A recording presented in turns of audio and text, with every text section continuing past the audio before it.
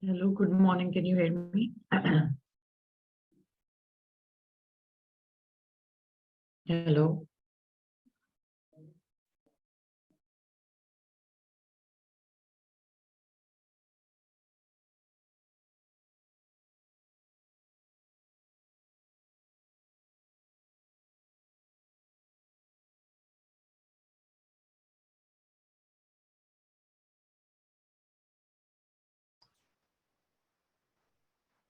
Hello, doctor.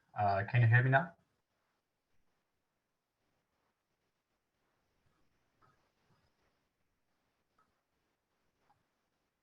Okay, fine. Thank you so much.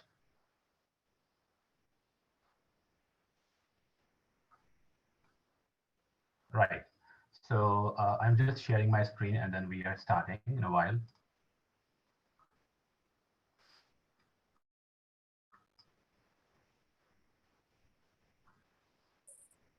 Assalamu alaikum, sir. Can you hear me? Yeah, walaikum salam. Yes, I can hear you. So I wish to welcome you to this session, and I also wish to introduce you. So Waqar Shah is currently doctoral researcher at the Center for Applied Language Studies. His doctoral study employs discourse analysis approaches such as dialectical, relational approach, and post-structural approach to understand the ideological role of language in knowledge construction in ELT curriculum and textbooks. Moreover, he's also entrusted in academic writing and publishing. Mr. Shah is in middle phase of his doctoral research and has currently published his work in Web of Science and Scopus Index journals. Mr. Shah has written articles for national and international magazines and newspapers such as The Voices, World Times, Dawn. Professionally, Mr. Shah has been affiliated as a lecturer with Center of English Language and Linguistics, Mehran University of Engineering and Technology, Jamshoro, Pakistan, since 2016. He is an author of the book De-Idealizing Cultural and Orthodoxy, published by Fiction House, Lahore. Over to you, Mr. Shah. Thank you. Thank you very much, Omer, for your introduction. I hope you all can view my screen. You can just share in the chat box if you can view my screen.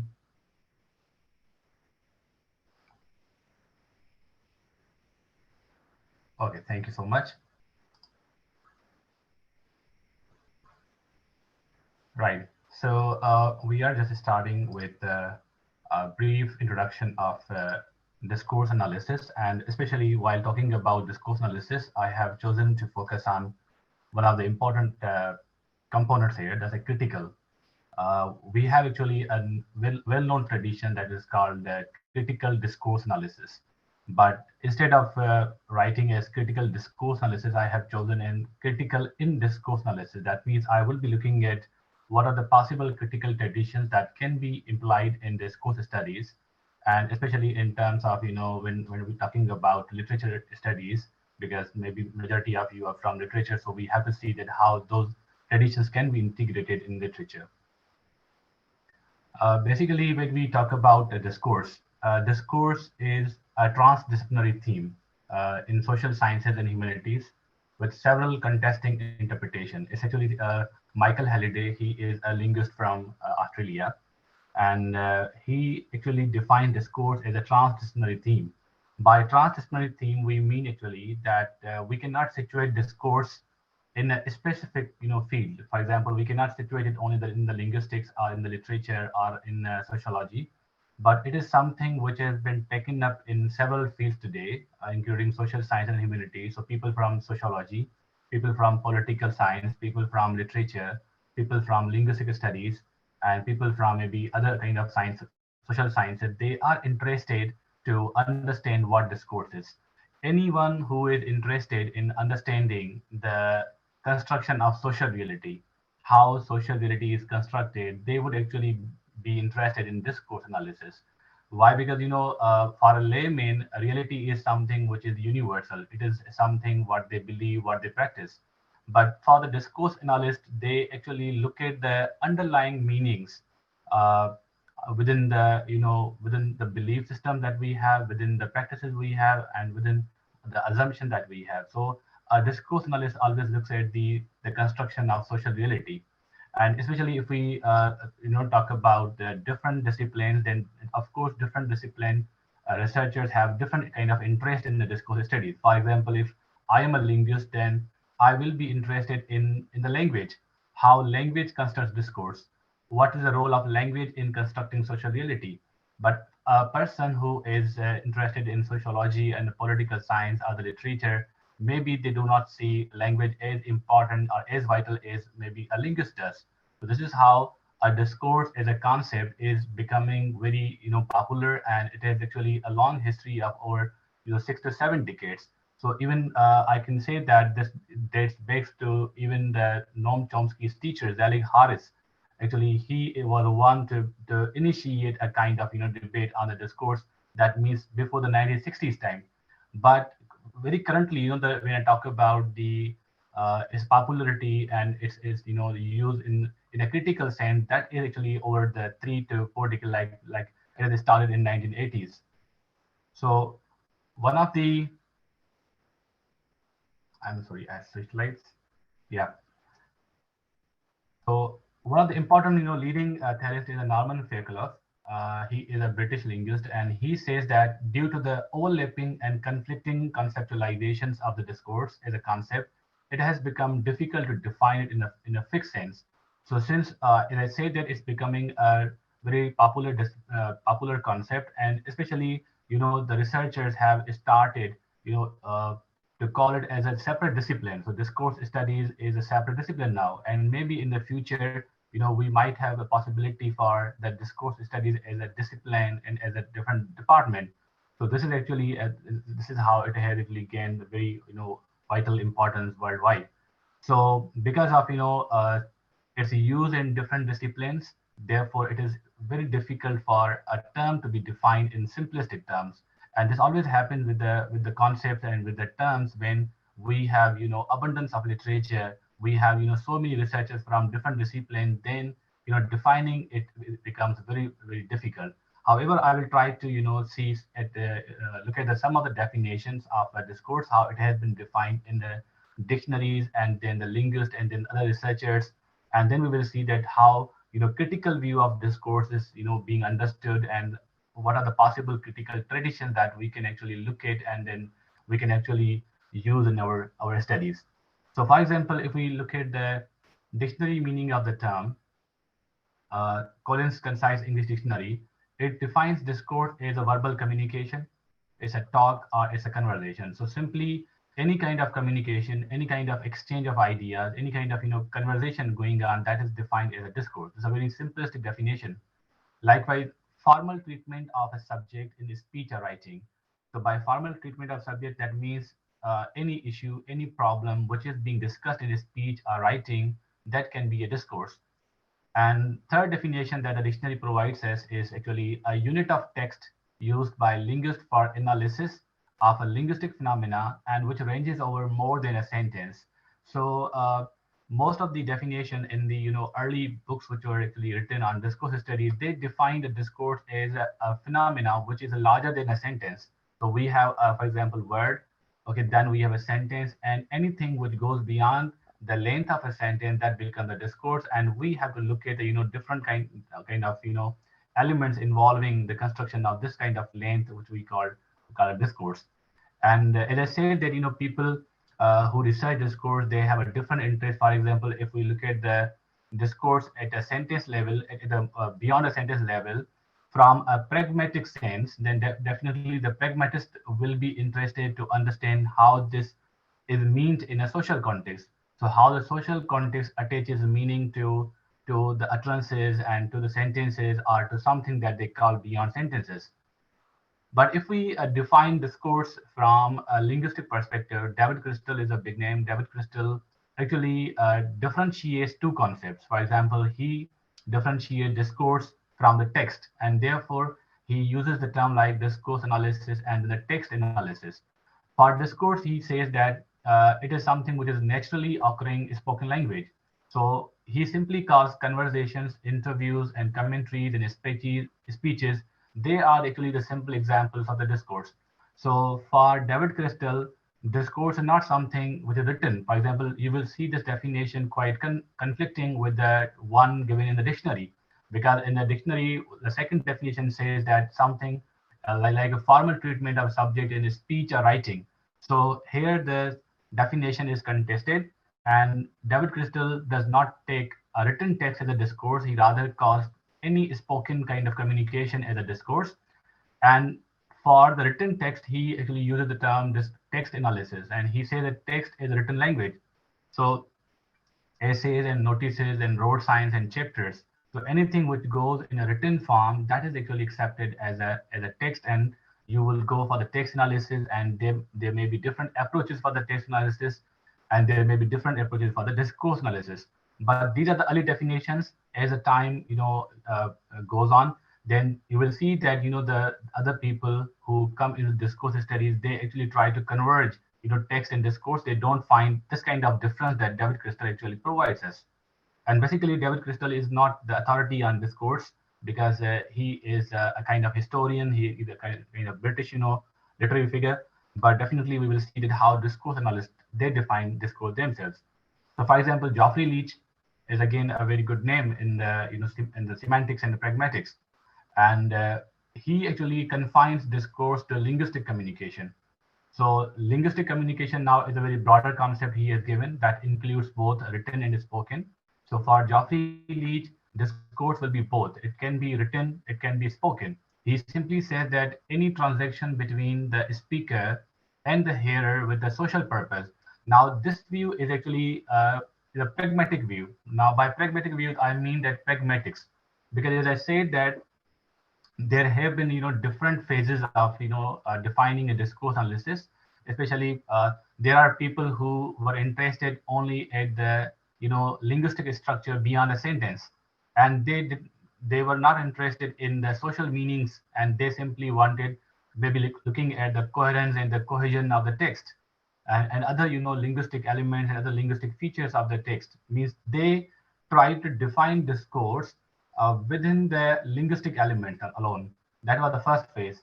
In the second phase, that's what we call a pragmatic view. In pragmatics, we try to connect language with the context, because language always exists in society.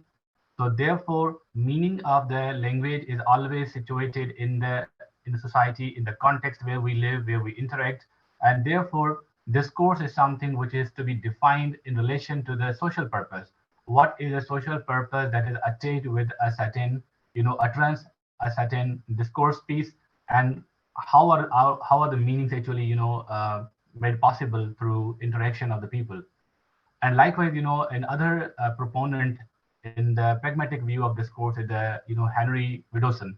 So Widdowson again finds no such difference in the text and discourse the way we see in the definition of the David Crystal. And according to him, a smaller unit, a letter, a word, or a sentence can act as a text. So first of all, Henry Widdowson tries to define text is not something which is like maybe it is a longer piece, a paragraph that can be a text. But according to Henry Widdowson, a text can be a smaller unit even. For example, look at the sign P. Now, P as a letter, if you go to a certain place and you find the place P, you will definitely understand what P stands for. P stands for parking. So that is actually a kind of sign for the drivers to where to park their car. So this is where the P stands as a text for the Henry Widdowson. It's not like a for Henry Widdowson, it's not like that a longer piece should be called as a text, but text can be anything. It can be a sign, it can be a word, it can be a sentence, as far as it is meaningful.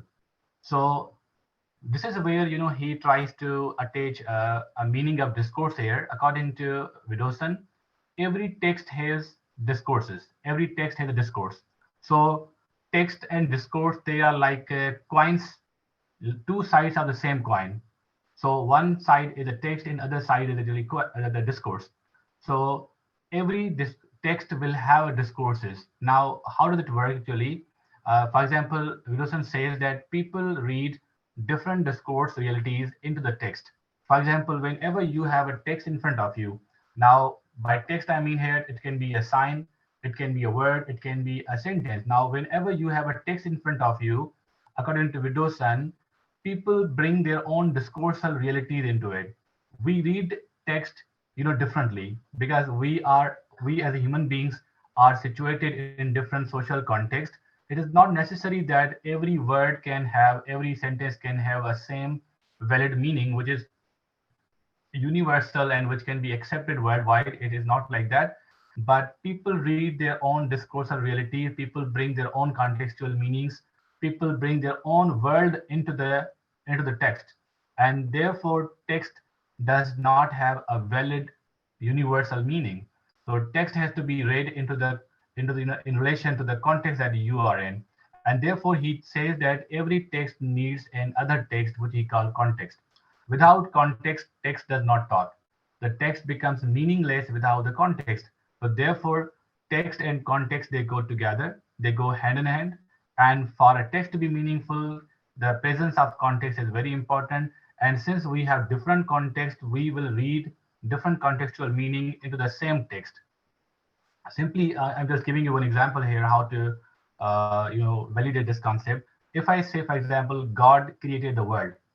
Now, God created the world. This is a one text, but people who read the sentence, read this text, will have different meanings. They will have a different kind of contextual reality into it. For example, if I am a Muslim, I will definitely look at this concept of God in terms of Allah, the Almighty God, who's alone, who's the one. But the same concept from a Hindu perspective, from a Christian perspective, from a Jewish perspective, or maybe some other people, they will look at a God from a different angle, because people have different contextual realities, and people have different conceptualizations of different concepts that they practice and they believe in. So this is how Henry Widdowson talks about it. And likewise, moving further, if we talk about the critical view of discourse, now this is the third stage. The first stage was the linguistic, which looked at the discourse within the linguistic elements alone. And then we have the pragmatics, where the text and the discourse, they were connected with the context, with the society. And then the third view is a critical view of discourse that looks at the context very critically. That means they do not see context as a something which is very innocent, which is value free, or which is totally detached from the ideologies and the power relations. So in the pragmatics view, actually, the Henry Widdowson and Geoffrey Leach, they disconnected the notion of context from the ideologies and power relations, and how meaning is actually to be defined in relation to the power. In the critical tradition, we see that power is a central concept in defining the discourse. Especially if we look at the concept from the Fairclough's point of view. Fairclough actually talks about discourse in two terms. He uses discourse as an abstract noun, and then he uses discourse as a count noun. By abstract noun, actually, he means what? That's a language in use. So simply the linguistic elements, language in use, that's actually the abstract noun. Okay. But if we talk about the discourse as a count noun, he actually refers to the ways of signifying experience from a particular perspective. Now, okay, language is there. You cannot dictate language from your real life experiences. We look at the world through language. Language is a very, very important thing. It's a very significant element. It is a window through we human beings construct, we see the world, we construct our own consciousness about the world, and we actually make sense of how the world actually works. So this language has to be connected with our experiences. Language is to be analyzed in discourse, of course, but language analysis of language is to be done in a way that we have to connect it with with our signifying experiences. And these experiences from which we actually look at the world, they are actually certain perspectives and certain positions. For example, we all human beings have certain perspectives that help us to understand the world. For example, I have mentioned some of the views here, some of the positions that every person, maybe some of us are engaged in, some of us are situated in. And then within those perspectives, we look at the world. For example, some of us, maybe we are the Marxist. And being a Marxist, actually, we look at the world differently. We make sense of the world differently. And if somebody is a psychoanalytic, for example, he believes in understanding the world from the unconscious mind, definitely their interpretation of the world, their experiences about the world will be different from those of the Marxist. But again, we need to be careful here because there are the people who are psychoanalytic and the Marxist at the same time. But when I say Marxist here, that is a completely different concept. And then we have a theological lens or theological positions. People who believe in religion, they will make sense of the world differently. And likewise, neoliberal political position, maybe some people who believe in the neoliberal political position, they will make sense of the world differently. So we all have, a certain position that we use to understand the world, to make sense of the world. This is how, Fairclough defines discourse uh, as an abstract noun and as a count noun. As an abstract noun, it's a language in use simply, and as a count noun, it is your position. And there can be, multiple positions from which a certain, reality is viewed. This is how, Fairclough tries to help us to understand that whenever we try to understand a text, we want to understand a certain phenomena, we need to look at two things. One, the language, and other, how language connects with a position, with the ideology, with a certain, worldview. And that worldview can be actually, challenge or question. And this, again, a difference is found in Paul Gee. Paul Gee is again a very good researcher in Australia, and he has defined, discourse with a small d discourses and then big D discourses. For example, according to Gee, big D discourses are social ways. Now it's the same way as Fairclough has defined like discourse as a count noun. So as a big D discourses are social ways, that's the ideologies and assumptions to enact and recognize socially meaningful identities. And small D discourses are the linguistic unit simply. So small D discourses are the same as an abstract noun in Fairclough's definition. And the third view that I have, the third definition in the critical view I have given is from the Fairclough. And when I say critical view of discourse as a concept, of course, there will be many critical researchers. I have just tried to limit myself to the three of them. Like one is a Guy, and then Fairclough, and then Michel Foucault. Michel Foucault is a well-known, French philosopher, and especially the very concept of discourse. The level of discourse is associated with the work of Michel Foucault, actually.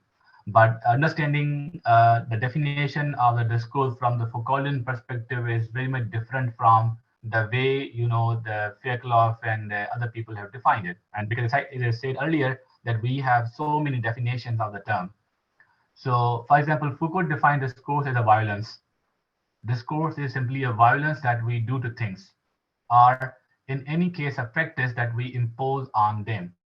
So it's kind of violence that we do to things. Now, it's a very, very broader concept to understand how it is a violence, because Foucault looks at the word as a discourse. The word is a discourse. Everything is a discourse, actually. And when he says discourse, discourse means it comes in the form of power oblique knowledge. So discourse is an assemblage of power and knowledge.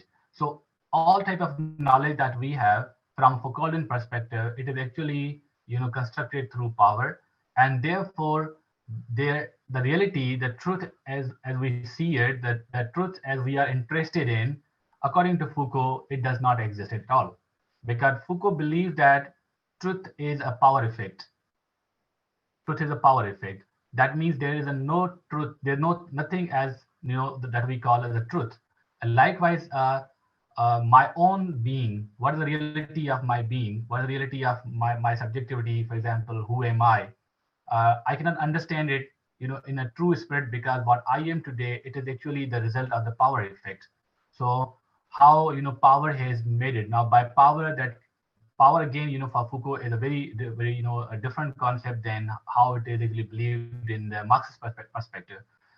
Remember that whenever we are doing research in discourse analysis, it's very important to look at the basic concepts and their working definitions, how certain concepts are defined from a particular perspective. For example, if I am using Michel Foucault in my research, then I need to be very much clear about what do I mean by discourse, and then what do I mean by the power.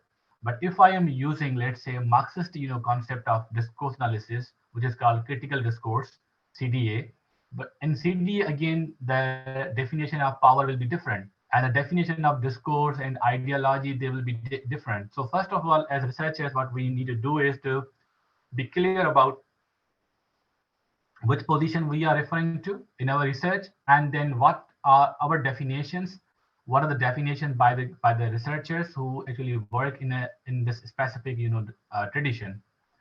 So look at this. Foucault 1968 defines discourse. Discourse is not the system of its language. The way we talked about Fairclough, he looks at the language first because he is a linguist, and therefore for him language is the primary being, and then it has to be connected with the society and the ideologies. But for Foucault, he seems less interested in the language as such, nor in a general sense is formal rules of construction, how language works and how language connects with the truth and all that. He doesn't look at it. He simply looks at discourse in a way that he says that the question which I ask is not about the course, but about events, the law of existence of statements. This is a very interesting point here. Foucault says that how is it possible, or how comes that with the time certain statements become true while others are rejected? Very simple question is, for example, even in our own textbooks, for example, when we were students, for example, we were given the activities in the English book, for example. Okay, there is text, and then we have true and false activity, right? And you might be aware of it, true and false. And then based on the text, we say, okay, this is the true and this is the false. Now, this is a problem, according to Foucault. He says that how it is possible that certain statements are labeled as true and certain statements are actually rejected, they are labeled as false. How does a person define this true and false? Where does this concept of truth and then falsity emerge from? Who actually attaches the meaning of truth and falsity to the true and false statements? And of course, for Foucault, it is not something natural. It's not like very logical connection between the sentences and then the responses that we give. Like, okay, this is true because of the logical connection. This logical connection actually is to be questioned, and for Foucault, there's a power that actually mediates between the text and the kind of statement what we call as a true. And one important point here to note is, for Foucault, statements are not even the linguistic units. They are not the linguistic elements. For Foucault, a statement is a very broader concept. For Foucault, a statement is something which can be an assumption, which can be very much similar to the concept of ideology, and which can be defined as, for example, let's see how he said that a statement that which render them possible, how certain statements are made possible. For example, how certain assumptions are made possible, how certain ideologies are made possible, okay, which are considered as true, and people don't question, and people just take them as a truth, as absolute a reality. The conditions of their singular emergence. Why is it so that some statements they emerge as very popular statements which are accepted worldwide, while others are actually ignored, or others are rejected? For example, by this sentence, I mean what why it happens that there are certain assumptions and certain ideologies which emerge as leading ideologies. People believe in them, and then others are rejected. For example, you can see that how media is very active in propagating narratives and ideologies, and why certain statements become popular. It is because of the mass media culture and the popular culture that actually gives rise to these concepts. And then the correlation with the other previous or simultaneous events, discursive or otherwise. So how one statement is connected with the other statement, that we have to find a relation. So this is how Michel Foucault defines this discourse. Now, okay, we have 15 minutes. I will try to cover. And we have three important critical traditions in discourse analysis. For example, one is a critical linguistics, and then we have critical discourse analysis, and then we have a post-structural discourse analysis. So if you are interested in discourse studies and you want to look at the literary text from a CDA perspective, from a discourse perspective, then you should be aware as a student, as a researcher, that we have actually, a number of traditions in the critical discourse analysis that I can, read, I can understand, and then find its relevance to my actually problem of a statement, my, question that I want to address in the study. So first is, for example, critical linguistics, then we have a critical discourse analysis, and then we have a post-structural discourse analysis. And they are really, they need time, but I will try to cover them very quickly.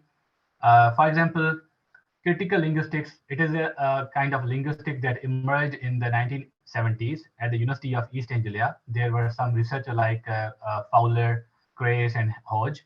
And these researchers actually, developed a kind of linguistic that was called critical linguistics. Why? Because, until 70s, you will see that, mainstream linguistics, which was Chomskyan linguistics, that was actually dominant worldwide. And Chomsky's cognitive revolution that actually made it very popular, and people started looking at the linguistics, from the formal perspective, formal linguistic perspective, means without connecting it to the society and all that. Linguistics as a linguistics simply. So critical linguistics, they actually developed a kind of linguistic text analysis. So how to analyze a text, they actually provided a certain framework. And this framework was actually based on the Michael Halliday's approach that was called systemic functional linguistics. Again, these terms are really hard to digest at this moment. Maybe you can find time later on to understand what is a functional linguistic theory and what is systemic functional linguistics, and then how it is actually a base for the critical linguistics. I'm just providing you insights maybe that you can explore it later on. And we can see here, there are two books I have given. One is The Linguistics in the Novel. So Roger Fowler, that I named earlier, who is the founding father of the critical linguistics, he has also worked on the literature. So if we want to understand the novel, we want to understand the literary text, then we can read a literary text from the critical linguistic perspective. So they have actually, offered a kind of framework that can be looked at any text. So it's actually, CLM said, the critical interpretation of the text by recovering the social meanings expressed in discourse by analyzing the linguistic structures in the light of their interactional and wider social context. So critical linguists, they help us to understand, analyze a kind of a linguistic text, but by trying to connect with the social context. And definitely when we talk about critical linguistics, they are unlike pragmatics, because pragmatists, they looked at the context from a different perspective, the way critical linguists or the critical discourse analysts view. Because for critical, for anybody who is interested in critical, context is to be connected with ideologies, power relations. That's a very important point.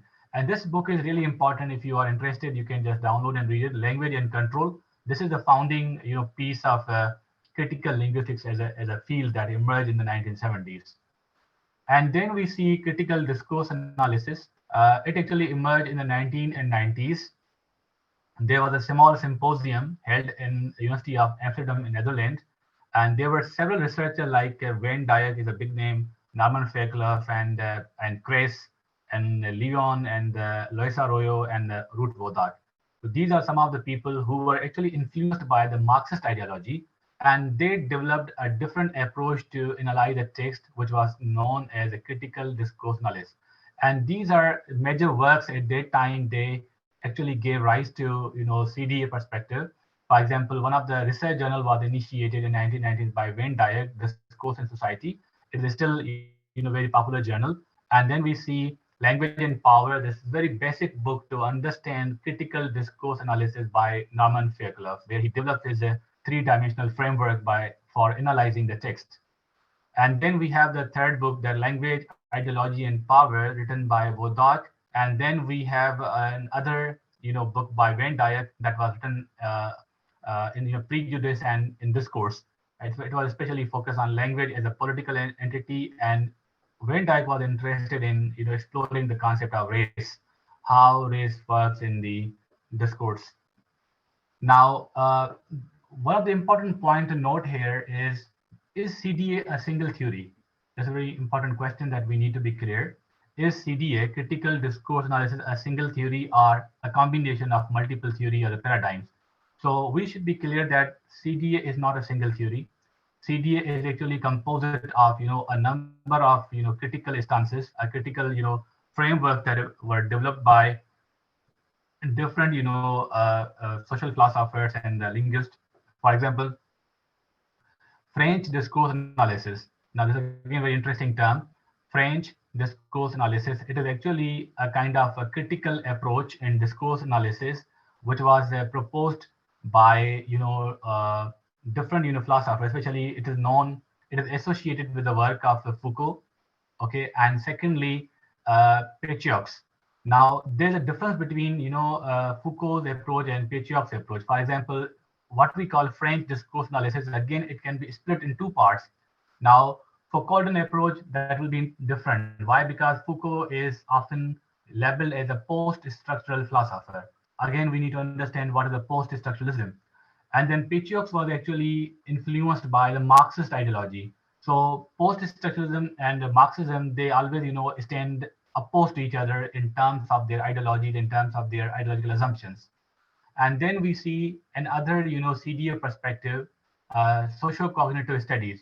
They focus on racism in discourse, and especially Van Dyck is the founding father of this approach, and he was interested in how our brain, how our cognition interacts with the context when we make sense of the language, make sense of the world through language.